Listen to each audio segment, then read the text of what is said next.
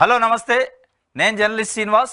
ఈరోజు ఈనాడు వార్తాపత్రికలో వచ్చిన వార్తలను విశ్లేషణ చేద్దాం. ఏపీ ఈనాడులో 16,347 ఉపాధ్యాయ పోస్టులు, సీఎంగా బాధ్యతలు చేపట్టిన వెంటనే మెగా డిఎస్సిపై చంద్రబాబు తొలి సంతకం. రెండో సంతకం ల్యాండ్ టైటిలింగ్ యాక్ట్ రద్దు.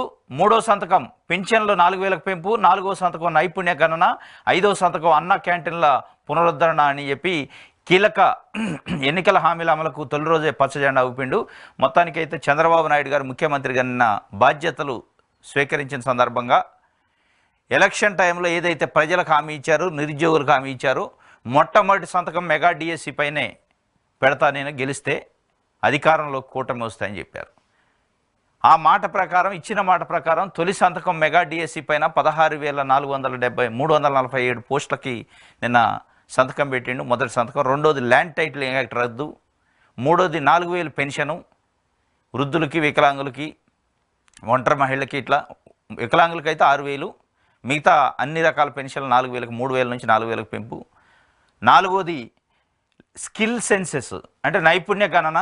ఐదోది అన్న క్యాంటీన్ల పునరుద్ధరణ. 2014 నుంచి 19 మధ్య కాలంలో తెలుగుదేశం పార్టీ అధికారంలో ఉన్నప్పుడు అన్నా క్యాంటీన్లని నిర్వహించారు. ఆ క్యాంటీన్లు మళ్ళా రినోవేషన్, పునరుద్ధరణ చేసే కార్యక్రమానికి 5 సంతకాలు నిన్న పెట్టిన పరిస్థితి. మొత్తానికి చంద్రబాబు నాయుడు గారు పరిపాలనలో తనదైన ముద్ర వేయటం, ఆయన ప్రజల్లో విశ్వాసం, క్రెడిబిలిటీ కొంత గడిచిన ఎన్నికల్లో క్రెడిబిలిటీ సమస్య కొంత వచ్చింది. చంద్రబాబు నాయుడు గారు అంటే చేస్తారా లేదా అనే ఒక అనుమానాలు వచ్చింది. దాన్ని నివృత్తి చేస్తూ ఇప్పుడు స్పష్టంగా అన్న మాటకి నిలబడి ఉంటాడు, కట్టుబడి ఉంటాడు చంద్రబాబు నాయుడు గారు అనే పద్ధతి కోసం ప్రజల్లో ఒక విశ్వాసం అయితే నింపే ప్రయత్నం చేశారు. తప్పనిసరిగా ఇది ఒక ముందడుగు అనుకోవాలి. ఎందుకంటే అన్న మాట ప్రకారం, అన్న విషయం ప్రకారం మొదటి సంతకాలు 5 చేసిండు. దాంట్లో మెగా డిఎస్సి అనేది పెద్ద ఎత్తున నిరుద్యోగుల్లో ఒక సంతోషకరమైన విషయం. గడిచిన 5 సంవత్సరాల్లో డిఎస్సి నోటిఫికేషన్ లేదు. దాన్ని దృష్టిలో ఉంచుకొని మొట్టమొదటి సంతకం మెగా డిఎస్సి పైన పెడతాను నిరుద్యోగులు చెప్పిండు. నిరుద్యోగులు నమ్మారు.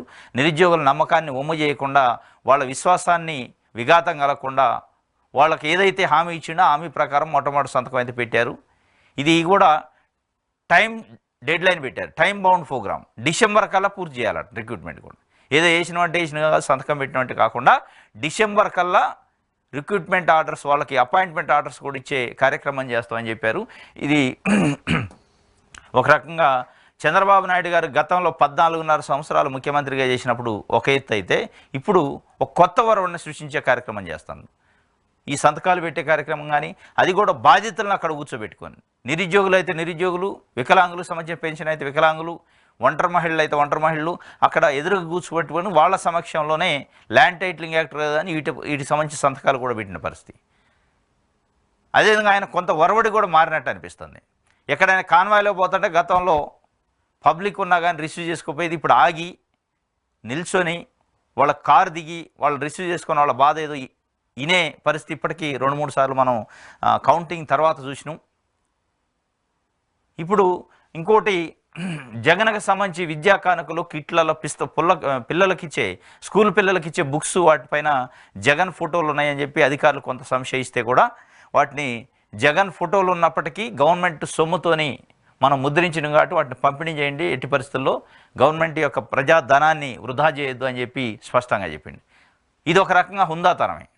ఎందుకంటే ఇలా మన జగన్ ఉండొచ్చు, ఇలా చంద్రబాబు నాయుడు గారు ఉండొచ్చు, రేపు ఇంకోళ్ళు ఉండొచ్చు, కానీ ప్రజాధనంతో ఏర్పాటు చేసిన ఏదైతే పుస్తకాలు కానీ ఇంకోటి కానీ వాటిని వాళ్ళ యొక్క పర్సనల్ ఈగోస్ కోసం వాటిని పక్కన పెట్టేయండి, ప్రజాధనం వృధా అయినా పర్లేదు, నా ఫోటో వేయండి అనే పరిస్థితి కాకుండా, ఒక రకంగా తమిళనాడు ముఖ్యమంత్రి స్టైల్ని ఫాలో అవుతున్నట్టు కొంత ట్రెండింగ్ కూడా తెలుగుదేశం పార్టీకి సంబంధించి సోషల్ మీడియాలో చేస్తున్నారు. వాస్తవం కూడా అది ఒక రకంగా ప్రజాధనం వృధా కాకుండా, ప్రజలకు సంబంధించిన సొమ్ముని వృధా చేయకుండా నిర్ణయం తీసుకోవడం అనేది ఒక విజ్ఞతతో కూడింది, హుందాతో కూడిన నిర్ణయమే.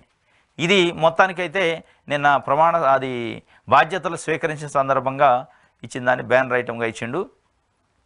కళ్ళు మూసుకుంటే 5 ఏళ్ళు గడిచిపోయాయి, అలాగే 2029 వచ్చేస్తుంది, అప్పుడు అధికారం మనదే. శాసనసభలో ప్రతిపక్ష హోదా ఇస్తారనుకోవడం లేదు. మండలిలో సభ్యులుగా మీరే కీలక భూమిక పోషించాలి. వైకాపా ఎమ్మెల్సీలతో భేటీలో ఆ పార్టీ అధ్యక్షుడు జగన్మోహన్ రెడ్డి నిన్న వైఎస్ఆర్సీపీకి సంబంధించిన ఎమ్మెల్సీలతోని జగన్మోహన్ రెడ్డి గారు, మాజీ ముఖ్యమంత్రి, వైసీపీ అధ్యక్షుడు, ఆయన నిన్న వైఎస్ఆర్సీపీకి సంబంధించిన ఎమ్మెల్సీలతో సమావేశమైన మీటింగ్ పెట్టుకున్నాం. దాంట్లో శాసనసభలో మనకు 11 స్థానాలు ఉన్నాయి కాబట్టి ప్రతిపక్ష హోదా ఇస్తారు అనుకోవడం లేదు, నాకు అనుమానమే. కాబట్టి మనకి సంఖ్యాబలం ఎమ్మెల్సీ మండలిలో ఉంది కాబట్టి తప్పనిసరిగా మీరే ప్రభుత్వాన్ని ప్రశ్నించాలి, ప్రజల పక్షాన గొంతు వినిపించాలి, ప్రజా సమస్యలపైన మన యొక్క వాణి వినిపించాలి అని చెప్పి వాళ్ళకి కొంత దిశానిర్దేశం చేసిండు. ఆ చేసే సందర్భంలో మీరు అధైర్యపడొద్దు, 2019లో మనం గెలిస్తే కళ్ళు మూసుకునే లోపు 5 సంవత్సరాలు అయిపోయినాయి, ఇప్పుడు కూడా మీరు అధైర్యపడొద్దు, కళ్ళు మూసుకునే లోపే 5 సంవత్సరాలు అయిపోతాయి, 2029లో మళ్ళీ మనమే గెలవబోతున్నామని ఒక ధైర్యం చెప్పే ప్రాసెస్లో అంటే కేడర్కి కానీ రాష్ట్ర వ్యాప్తంగా ఉన్న కేడర్కి కానీ నాయకులకు కానీ కార్యకర్తలకు కానీ జగన్మోహన్ రెడ్డి గారు ఇప్పుడు ధైర్యం చెప్పే పనిలో పడ్డరు అని చెప్పి అర్థమవుతుంది. దాంతోపాటు ఆయన ఈ ఏదైతే ఓటమిని చూసి కొంతమంది గుండాగి కొంతమంది ఆత్మహత్య చేసుకుని వైఎస్ఆర్సీపీకి సంబంధించిన అభిమానులు, జగన్మోహన్ రెడ్డి అభిమానులు చనిపోయారు రాష్ట్ర వ్యాప్తంగా. వాళ్ళని నేనే స్వయంగా పరామర్శిస్తాను, ఒక ఓదార్పు యాత్ర టైపులో మళ్ళా మొదలు పెడతాను, ప్రజల్లోకి తిరుగుతాను, విస్తృతంగా రాష్ట్ర వ్యాప్తంగా పర్యటించే కార్యక్రమం పెట్టుకుంటా అని కూడా ఒక ధైర్యం అయితే చెప్పిన పరిస్థితి. కార్యకర్తల్లో కొంత అధైర్యం లేకుండా చేసే ప్రయత్నం జగన్మోహన్ రెడ్డి గారు చేస్తాను. ఇది ఈనాడుకు సంబంధించి.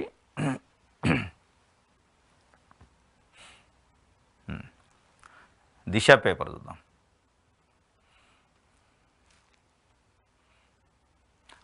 స్టాలిన్లా బాబు సోషల్ మీడియాలో పోలిక ప్రారంభం, సీఎం చంద్రబాబు నిర్ణయాలపై ప్రశంసలు జల్లు, రాజకీయాల్లో ఉన్నత ప్రమాణాల వైపు అడుగులు, ఎదిగే కొద్దీ ఒదిగి ఉండాలనే సామెత ఉంది ముఖ్యమంత్రి చంద్రబాబు నాయుడులో. ఈ మార్పు స్పష్టంగా కనిపిస్తుంది. ప్రమాణ స్వీకారానికి ముందు నుంచి ఆయన నిర్ణయాలపై సగటు ప్రజలు ప్రశంసల జల్లు కురిపిస్తున్నారు. చంద్రబాబు మరో స్టాలిన్ మాదిరిగా ఎదుగుతారంటూ అప్పుడే సామాజిక మాధ్యమాల్లో పోస్టులు దర్శనమిస్తున్నాయి. మాజీ సీఎం జగన్ ఏ నిర్ణయం తీసుకున్నా అందులో తప్పనిసరిగా ప్రచారాన్ని ఆశించేవారు. బడి పిల్లలకు, పసిపిల్లలకు ఇచ్చే చిక్కీల దగ్గర నుంచి స్కూల్ బ్యాగులపై కూడా ఆయన బొమ్మ వేసుకునేవారు. చంద్రబాబు ముఖ్యమంత్రి కాగానే చిక్కీలపై జగన్ బొమ్మ తొలగించి తన ముఖ చిత్రం వేసుకోలేదు, ప్రభుత్వం ముద్ర వేయించారు. అంతేకాదు స్కూల్ బ్యాగులపై జగన్ బొమ్మ ఉన్నా పర్లేదు, విద్యార్థులకు స్టూడెంట్స్ కిట్ల పేరుతో పంపిణీ చేయాలని ఆదేశించి ఔన్నత్యాన్ని చాటుకున్నారట. ఇంకోటి ప్రజాపాలన ప్రారంభమైంది, సంపద సృష్టించడం ముఖ్యం. గత 5 ఏళ్లలో రాష్ట్రానికి అపార నష్టం, తిరుపతి నుంచే ప్రక్షాళన మొదలుపెట్టిన ముఖ్యమంత్రి చంద్రబాబు నాయుడు గారని, స్టాలిన్ బాటలో చంద్రబాబు నాయుడు గారు అని చెప్పి సోషల్ మీడియాలో పెద్ద ఎత్తున ట్రోలింగ్ అవుతుంది. దేని గురించి? స్కూల్ బ్యాగులు పైన ప్రభుత్వ స్కూల్లో చదివే పిల్లలకి ఇచ్చే స్కూల్ బ్యాగుల పైన జగన్మోహన్ రెడ్డి గారు బొమ్మ ఉంది, గత ముఖ్యమంత్రి కాబట్టి. ఆ స్కూల్ బ్యాగులు లాస్ట్ ఇయర్ ఉండి ఉంటాయి కాబట్టి వాటిని పంపిణీ చేయాలా వద్దని అది అధికారులు సంశయమైంది. మళ్ళీ కొత్త బ్యాగులు ఏమైనా ప్రింట్ వేయాలా చంద్రబాబు నాయుడు గారి ఫోటోతోనని, ఫోటో ఏదున్నా పర్లేదు, ప్రభుత్వ సొమ్ముతోనే మనం తయారు చేసినాం కాబట్టి ప్రభుత్వ సొమ్ము దుర్వినియోగం కావద్దు, పంపిణీ చేయండి. వాస్తవంగా ఇది కరెక్ట్, హుందాతనం, ఒక రకంగా ఒక విజ్ఞతే. ఎందుకంటే బొమ్మ ఏదన్నా ఉండొచ్చు, ఇప్పుడు ఈ సంవత్సరం పంపిణీ చేస్తే అవి అయిపోతాయి, వచ్చే సంవత్సరం నుంచి చంద్రబాబు నాయుడు గారు బొమ్మ వేసుకోవచ్చు, దాంట్లో తప్పే ఉంది. కాబట్టి ఎక్కడా కూడా ₹1 ప్రజాధనం వృధా కావద్దనే ఒక లక్ష్యం పెట్టుకొని తమిళనాడు ముఖ్యమంత్రి ఆయన స్టాలిన్ గారు ఎట్లయితే జయలలిత సంబంధించి ఏఐడిఎంకే ముఖ్యమంత్రులకు సంబంధించి అనేక రకాల గుర్తులు ఉన్నప్పటికీ వాటిని కంటిన్యూ చేయండి అని చెప్పి ఎట్లయితే చెప్పిండో, అదే సందర్భంలో అదే వరవడిలో చంద్రబాబు నాయుడు గారు కూడా జగన్మోహన్ రెడ్డి బొమ్మ ఉన్నప్పటికీ, జగన్మోహన్ రెడ్డి గారి ఫోటో ఉన్నప్పటికీ అభ్యంతరం లేదు, పంపిణీ చేయండి అని చెప్పిండు. దానికి సంబంధించి పోలిక చేస్తూ స్టాలిన్ని పోల్స్తూ కొంత సోషల్ మీడియాలో, అదేవిధంగా తెలుగుదేశం పార్టీ సోషల్ మీడియాలో కూడా ప్రచారం చేస్తున్నట. ఇది వాస్తవం కూడా ఒక రకంగా విజ్ఞతే, హుందాతనమే. ఇట్లే ఉండాలి రాజకీయ నాయకులు. ఎందుకంటే పవర్ శాస్త్రం కాదు, ప్రజలు ఇస్తే వచ్చే పవరు, ప్రజలు తీస్తే పోయే పవరు. ప్రజల సొమ్ముతోనే ఏదైతే నిర్మించినా, ప్రజల సొమ్ముతోనే ఏదైనా ఏర్పాటు చేసినా, ఏ స్కీమ్ పెట్టినా దాన్ని ఏదో డైవర్ట్ చేసి పేర్లు మార్చి లేదా రకరకాలుగా డబ్బులు వృధా అయ్యే పని చేయకుండా ఉంటే ఒక రకంగా విజ్ఞతే ఉందాయి. కానీ ఇదే సందర్భంలో గ్రామ సచివాలయ వ్యవస్థని జగన్మోహన్ రెడ్డి గారు తీసుకొస్తే, గ్రామ సచివాలయ వ్యవస్థకు సంబంధించి ఫౌండేషన్స్ని తెలుగుదేశం పార్టీ కార్యకర్తలు ఎక్కడికక్కడ ధ్వంసం చేశారు చాలా చోట్ల. అది కూడా ఒక రకంగా ప్రజాధనాన్ని వృధా చేయటమే. దాన్ని కూడా కట్టడి చేసే ప్రయత్నం చంద్రబాబు నాయుడు గారు చేయాలి ముఖ్యమంత్రిగా. ఎందుకంటే ఇక్కడ ఇంత హుందాగా, ఇంత విజ్ఞతతో వ్యవహరించిన మీరు ఇలా ప్రభుత్వ కార్యాలయాలు, సచివాలయాలు అంటే ప్రభుత్వ కార్యాలయాల పైన దాడి చేసే, దాన్ని పగలగొట్టే కార్యక్రమం, ఫౌండేషన్ స్టోన్స్ని తీసేసే కార్యక్రమం చేయటం అనేది అది విజ్ఞత అనిపించుకోదు. మీ కార్యకర్తలను కంట్రోల్ చేయాల్సిన బాధ్యత కూడా ఇప్పుడు చంద్రబాబు నాయుడు గారి పైన ఉంది. ఇంకోటి ప్రజాపాలన ప్రారంభం అవుతుందట. దానికి సంబంధించి కూడా ఒక వార్త ఇచ్చారు. అంటే ప్రజాపాలన అంటే ఈ రోజు నుంచి నిన్నటి నుంచి ప్రజాపాలన స్టార్ట్ అయింది, ప్రజలకి ఎట్లాంటి ఇబ్బందులు లేదు, నిర్బంధాలు లేకుండా వాళ్ళ యొక్క సమస్యలు తెలుసుకోవచ్చు అని చెప్పి. చంద్రబాబుకు అరుదైన స్వాగతం. రహదారుల పూలతో ముంచెత్తిన రాజధాని రైతులు, మహిళల జేజేలతో 14 కిలోమీటర్లు సాగిన ర్యాలీ. ముఖ్యమంత్రిగా వెలగపూడి సచివాలయంలో బాధ్యతలు చేపట్టేందుకు ఉండవల్లి నివాసం నుంచి బయలుదేరిన చంద్రబాబుకు అరుదైన స్వాగతం లభించింది. అమరావతి రైతులు రహదారిని పసుపు పూలతో నింపి ఘన స్వాగతం పలికారు. వైసీపీ హయాంలో 3 రాజధానులు ప్రకటనతో 5 ఏళ్లు తీవ్ర ఇబ్బందులు పాలైన రాజధాని రైతులు టీడీపీ ఘన విజయంతో ఊపిరి పీల్చుకున్నారు. దారి పొడవున మహిళలు, రాజధాని వాసులు చంద్రబాబుకు జేజేలు పలికారు. అరుదైన స్వాగతం లభించిందట చంద్రబాబు నాయుడు గారికి. ఉండవెల్లో తన నివాసం నుంచి వెలగపూడిలో ఉన్న సచివాలయం వరకు 14 కిలోమీటర్ల వరకు మొత్తం పూల వర్షం కురిపించారు, స్వాగతం పలికారు, జేజేలు పలుకుతూ. అమరావతి ఉద్యమానికి సంబంధించిన రైతులు, మహిళలు మొత్తం కూడా స్వాగతం, ఒక రకంగా ఘనమైన స్వాగతం పలికారు. 14 కిలోమీటర్ల మేరకు కంటిన్యూషన్గా పెద్ద ర్యాలీ తీశారు. ర్యాలీలో ఎక్కడికక్కడికే స్లోగన్స్ ఇచ్చుకుంటూ జై చంద్రబాబు, జై చంద్రబాబు అని వాళ్ళు ఒక రకంగా ఒక పండగ వాతావరణం, ఒక స్వతంత్రం వచ్చిన ఫీలింగు ఏర్పడ్డది. ఎందుకంటే గడిచిన 5 సంవత్సరాలుగా అమరావతికి సంబంధించిన ప్రాంత రైతులు పెద్ద ఎత్తున ఉద్యమం చేశారు. ఎందుకంటే 3 రాజధానులకు వ్యతిరేకంగా 3 రాజధానులు వద్దు, అమరావతి ముద్దు అనే ఒక స్లోగన్తోని, ఎందుకంటే 33,000 ఎకరాలు అమరావతి కోసం రైతులు వాళ్ళ యొక్క సొంత భూముల్ని గవర్నమెంట్కి ఇచ్చారు. వాళ్ళు అసలు గవర్నమెంట్కి ఇచ్చిన లక్ష్యం నెరవేరలేదు. వాళ్ళు అనేక తీవ్రమైన ఇబ్బందులు పడ్డారు. ఇప్పుడు ఏదైతే అమరావతికి సపోర్ట్ చేసే గవర్నమెంట్ వచ్చింది కాబట్టి అమరావతికి మళ్ళీ పూర్వ వైభవం వస్తుందనే ఒక సంతోషంతో వాళ్ళు 14 కిలోమీటర్ల మేరకు పెద్ద ఎత్తున ర్యాలీ తీశారు. ఒక ఘనమైన సన్మానం చేశారు, ఘనమైన ర్యాలీ తీశారు. ఇది అరుదైన స్వాగతమే. ఇది వాస్తవంగా ఇది ఒక వార్తనిచ్చారు. ఇది దిశకు సంబంధించి. సాక్షి చూద్దాం. 5 సంతకాలు బాధ్యతలు చేపట్టిన ముఖ్యమంత్రి చంద్రబాబు. 16,347 టీచర్ పోస్టుల భర్తీకి డిఎస్సిపై మొదటి సంతకం. ల్యాండ్ టైటిలింగ్ యాక్ట్ రద్దు, పెన్షన్ల 4,000 పెంపు, అన్న క్యాంటీన్ల పునరుద్ధరణ, నైపుణ్య గణన ఫైళ్లపై సంతకాలు అని చెప్పి ఒక వార్త. నిబ్బరంతో నిలబడదాం. ఎమ్మెల్సీలతో సమావేశంలో వైఎస్ జగన్ దిశానిర్దేశం. ఆత్మస్థైర్యాన్ని కోల్పోవాల్సిన అవసరం లేదు, భవిత మనదే. ఇంటింటికి మనం చేసిన మంచి, మన పట్ల విశ్వసనీయత బతికే ఉంది. అర్హతే ప్రామాణికంగా కుల మతాలు పార్టీలు చూడకుండా పథకాలు అందించాం. కూటమికి ఓటేయలేదనే ఏకైక కారణాలతో దాడులకు తెగబడి రవాణ కాస్ట్లా మార్చారు. శిశుపాలుడి పాపాల్లో ఇవన్నీ భాగమే. బీజేపీ 240 స్థానాలకి పరిమితమైంది. ఇలాంటి పరిస్థితుల్లోనూ ప్రత్యేక హోదా అడగకుండా చంద్రబాబు పాపం చేశారు. ఆ పాపాలన్నీ పండే రోజు వస్తుంది. అసెంబ్లీలో ఏకైక ప్రతిపక్షమైన మనకు అవకాశం ఇస్తారా అన్నది సందేహమే. శాసన మండలిలో మీ పాత్ర కీలకం. ప్రజల్లోనే ఉందాం, ప్రజల కోసం పోరాడదాం, నిబ్బరంతో నిలబడదాం. ఎమ్మెల్సీలతో సమావేశంలో జగన్మోహన్ రెడ్డి పార్టీ కేడర్కి, ఎమ్మెల్సీలకి చెప్పిండు, నిబ్బరంతో నిలబడదాం, ఆత్మస్థైర్యాన్ని కోల్పోవద్దు, ఎట్టి పరిస్థితుల్లో భవిష్యత్తు మనదే, భవిత మనదే. ఇంటింటికి మనం 5 సంవత్సరాలు చేసిన పనులు ఏదైతే ఉందో, మనం చేసిన మంచి ఏదైతే ఉందో అది అట్లనే వాళ్ళ గుండెల్లో ఉంది. అందుకే 40% ఓట్లు మనకు వచ్చినాయి.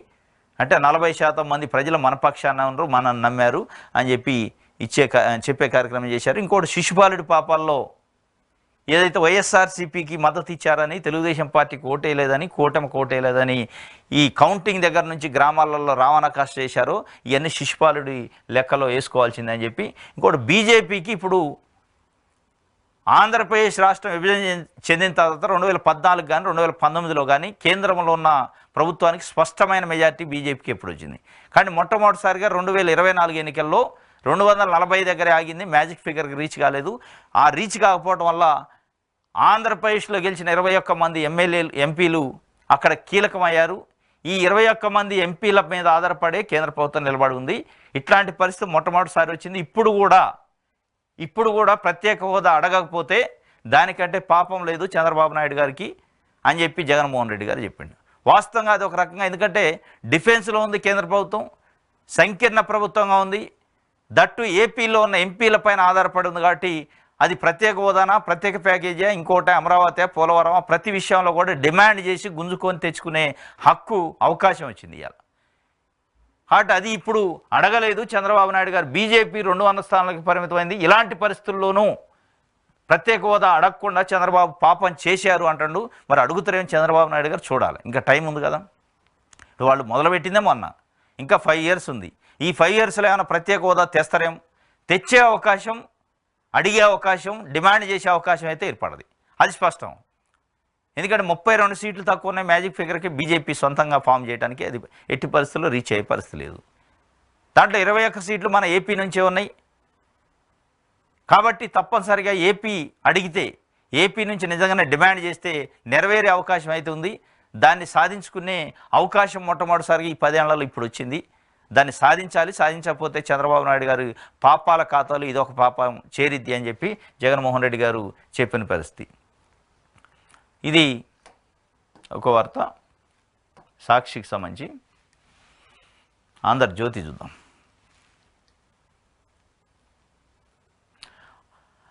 ఐదు సంతకాలు 5 సంబరాలు. సీఎంగా బాధ్యతలు స్వీకరించిన చంద్రబాబు తొలి రోజునే 5 కీలక హామీలు.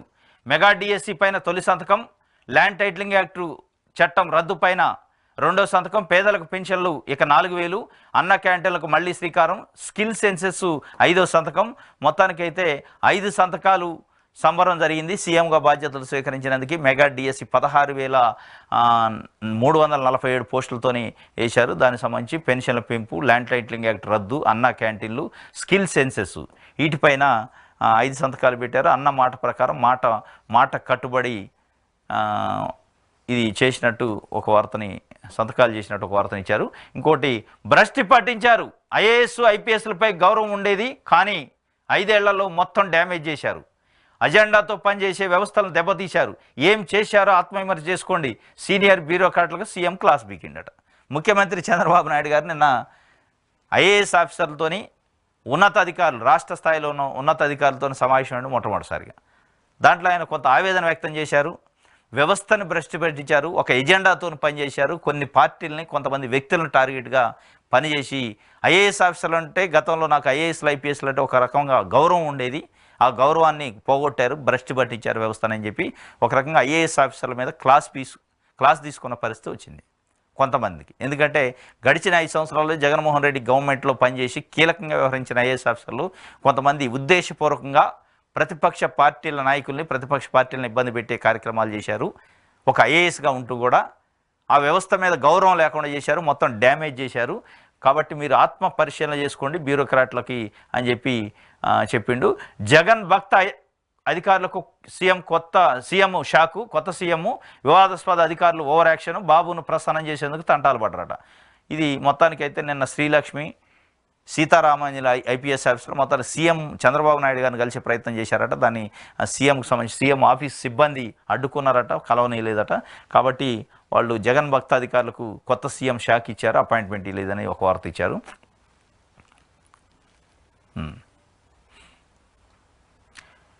ఇది ఆంధ్రజ్యోతికి సంబంధించి. ఎంపీటీసీ పదవికి ఎంపీ రాజీనామాట. కర్నూలు పార్లమెంట్ సభ్యుడిగా గెలుపొందిన బస్తిపాటి నాగరాజు ఎంపీటీసీ పదవికి రాజీనామా చేశారు. కర్నూలు మండలం పంచలింగాల 1 ఎంపీటీసీ సభ్యుడి పదవికి రాజీనామా పత్రాన్ని జిల్లా పరిషత్ సీఈఓ జి నాసర్ రెడ్డికి గురువారం అందజేశారు. కర్నూలు పార్లమెంట్ సభ్యుడిగా ఎంపీగా గెలిచిండు నాగరాజు గారు. బస్తిపాటి నాగరాజు కర్నూలు నుంచి తెలుగుదేశం పార్టీ నుంచి ఎంపీగా గెలుపొందిండు. ఆయన మొన్నటి వరకు ఎంపీటీసీ, ఒక ఎంపీటీసీగా ఉండి ఒక సామాన్య ఎంపీటీసీగా కర్నూలు మండలం నుంచి ఎంపీటీసీగా ఉన్నాడు. పంచలింగాల 1 ఎంపీటీసీ. ఇది ఒక రకంగా రికార్డే. ఎందుకంటే ఒక ఎంపీటీసీగా ఉండి, ఒక సామాన్య ఎంపీటీసీగా ఉండి, ఒక జిల్లాకు మొత్తం 7 కాన్స్టిట్యున్సీలు, 7 ఎమ్మెల్యే కాన్స్టిట్యున్సీలకు సంబంధించిన ఒక ఎంపీకి పోటీ చేసి ఎంపీగా గెలుపొందిండు. ఇది ఒక రికార్డు. ఆయన నిన్న ఎంపీటీసీ పదవికి రిజైన్, ఎందుకంటే 2 పదవులు అయినాయి కదా, ఎంపీటీసీ కాబట్టి ఏదో ఒక పదవిని ఉంచుకోవాలి కాబట్టి ఎంపీటీసీకి రిజైన్ చేసిండు. దానికి సంబంధించిన ఒక వార్త ఇచ్చింది. ఈయన ఒక రకంగా సెన్సేషన్. స్థానిక సంస్థల్లో ఒక గ్రామానికి సభ్యుడైన వ్యక్తి అలా మొత్తం పార్లమెంట్ నియోజకవర్గానికి ఎంపీ అయ్యిండు. ఆయన రాజీనామా చేసిన దానికి ఒక వార్త ఇచ్చారు. ఇది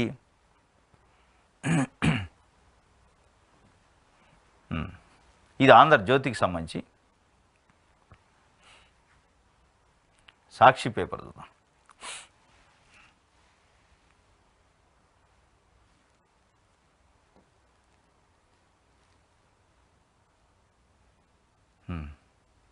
వైఎస్ఆర్సీపీ ఓటమిని తట్టుకోలేక 5 ముచ్చివాతట.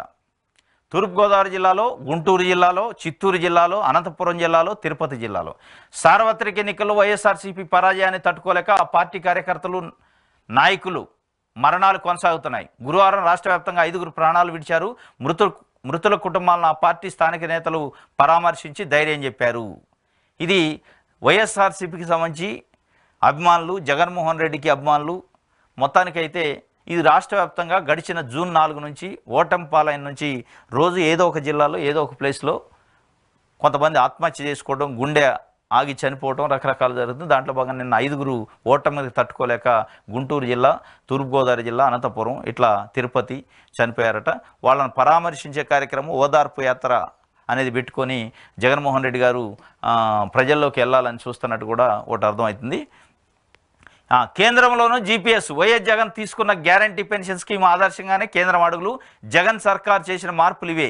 2004 పెన్షన్ సంస్కరణలు కాపాడుతూనే వైఎస్ జగన్ సర్కార్ జాతీయ పెన్షన్ స్కీమ్లో మార్పులు చేస్తూ జీపీఎస్ను తీసుకొచ్చింది. జీపీఎస్ అనేది ఇదివరకు contributory pension scheme CPS, OPS, వాటి ప్లేస్లో జగన్మోహన్ రెడ్డి గారు జీపీఎస్ అనేది తీసుకొచ్చిండు. దాన్ని ఇప్పుడు కేంద్రం కూడా, కేంద్ర స్థాయిలో కేంద్ర ప్రభుత్వ అధికారులకు కూడా ఆ జీపీఎస్ సిస్టమ్ ఎట్లా ఉంటుందని ఒక పరిశీలన చేస్తుందట. ఆ జీపీఎస్ సిస్టమ్ గురించే కేంద్రంలోనూ జీపీఎస్ తీసుకొచ్చే అవకాశం ఉంది. దానికోసం ప్రయత్నం చేస్తుంది. అంటే జగన్మోహన్ రెడ్డి తీసుకొచ్చిన దాన్ని రోల్ మోడల్గా తీసుకుంటున్నారు అనేది ఒకటి తీసుకొని, GPS means guarantee pension scheme. OPS అంటే ఓల్డ్ పెన్షన్ స్కీము, సిపిఎస్ అంటే కాంట్రిబ్యూటరీ పెన్షన్ స్కీమ్. ఆ కాంట్రిబ్యూటరీ పెన్షన్ స్కీమ్ని ఇప్పుడు ప్రభుత్వ ఉద్యోగులు ఇటు తెలుగు రాష్ట్రాల్లో, 2 రాష్ట్రాల్లో కూడా వ్యతిరేకిస్తున్నారు. కాంట్రిబ్యూటరీ మీన్స్ ఉద్యోగులే కాంట్రిబ్యూట్ చేసుకొని వాళ్ళు రిటైర్ అయిన తర్వాత పెన్షన్ దాని నుంచి పొందాలి. అది మాకు వ్యతిరేకం. ఓపీఎస్ అంటే ఓల్డ్ పెన్షన్ స్కీమ్లో ప్రభుత్వ ఉద్యోగి రిటైర్ అయిన తర్వాత ప్రభుత్వమే పెన్షన్ ఇస్తుంది. వీళ్ళు ఏది కాంట్రిబ్యూషన్ చేసే అవసరం లేకుండా. ఇప్పుడున్న ప్రభుత్వాలకి ఉన్న ఆర్థిక వనరుల దృష్ట్యా ఆ ఓపీఎస్ని పక్కగా పెట్టి సిపిఎస్ని తీసుకొచ్చారు. జగన్మోహన్ రెడ్డి గారు ఆ సిపిఎస్ని ప్రభుత్వ ఉద్యోగులు వ్యతిరేకిస్తున్నారు. కాబట్టి దాన్ని తీసేసి ఓపీఎస్ని తీసుకొచ్చే పరిస్థితి ఇప్పుడు ప్రభుత్వాల దగ్గర ఉన్న ఆర్థిక స్తోమత సరిపోదు. కాబట్టి జీపీఎస్ అనేది ఒకటి తీసుకొచ్చిండు. జీపీఎస్ అనేది తీసుకొచ్చి గ్యారంటీ పెన్షన్ స్కీము అనే దానికి పేరు పెట్టి దాంట్లో కొంత ప్రభుత్వం కాంట్రిబ్యూట్ చేయడం, కొంత ప్రభుత్వ ఎంప్లాయీ అంటే ఉద్యోగి కొంత కాంట్రిబ్యూషన్, ప్రభుత్వం కొంత కాంట్రిబ్యూషన్ వేసి అక్కడ పెట్టి వాళ్ళు రిటైర్ అయిన తర్వాత ఇచ్చే కార్యక్రమాన్ని గ్యారంటీ పెన్షన్ స్కీమ్. దాన్ని ఇప్పుడు కేంద్రంలో పెన్షన్ స్కీమ్లో సంస్కరణ చేసి ఈ గ్యారంటీ పెన్షన్ స్కీమ్ని అమలు చేసేదానికి ఒక ప్రయత్నం చేస్తున్నట్టు అర్థమవుతుంది. ఇది సాక్షి పేపర్కు సంబంధించి ఒక వార్త. ఇది ఈరోజు ఏపీ వార్తాపత్రికలో వచ్చిన వార్తలకు సంబంధించిన విశ్లేషణ. రేపు తాజా వార్తలతో తిరిగి కలుసుకుందాం. Thank you.